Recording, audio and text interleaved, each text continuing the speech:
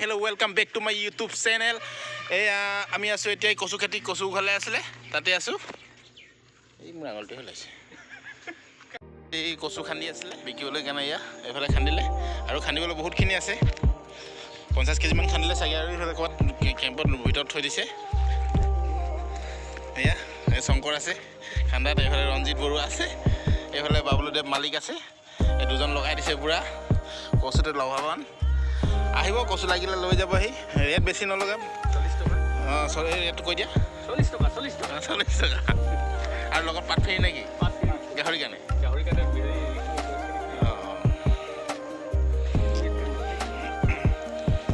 এই মাক চাওক এইখিনি টেপু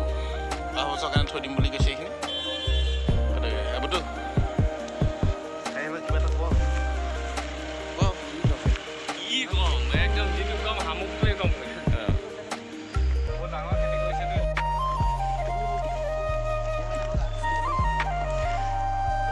টেপু সোমাই থকা হৈছে অলপ গধূলি টাইমত বনোৱা হৈছেতো ভালকৈ নুঠিবও পাৰে চাব আৰু তেওঁ কচু চাক কচু গোটেই একদম গুৰিৰ পৰা পকৰলৈকে সিজিব আগৰ পৰা পকৰলৈকে সিজিব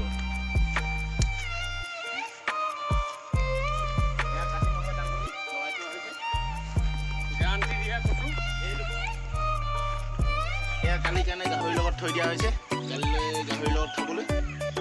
কচু দি খাম গাহৰিৰ লগত আৰু আহক